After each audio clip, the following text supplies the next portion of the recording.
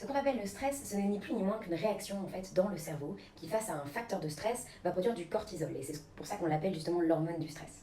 Cette hormone, elle va ensuite activer d'autres zones dans le cerveau en réaction à l'agression qui est perçue. Et j'insiste bien sur le perçu. Et c'est ça en fait qui va avoir diverses répercussions sur le corps.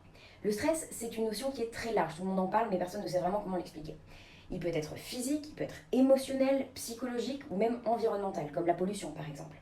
Et peu importe la source, le corps, il y répondra de la même manière. Et ce fameux stress, il va avoir la capacité d'entraîner un certain nombre de problématiques dans le corps. Dans ces problématiques, il y a la difficulté au niveau de la digestion et de l'assimilation des nutriments. On va avoir des problèmes de tension musculaire, de fatigue et de perte de motivation, un sentiment d'anxiété, un flou mental et de l'irritabilité, des sautes d'humeur et de déséquilibres émotionnels, avec les émotions qui font un petit peu des montagnes russes, un déséquilibre hormonal, de l'inflammation dans le corps, des problèmes de mémoire, de concentration et des problèmes de peau. Autant vous dire qu'il y a toute une ribambelle d'effets négatifs par rapport au stress. Sur le long terme, il peut même entraîner des maladies dégénératives et des troubles bien plus graves.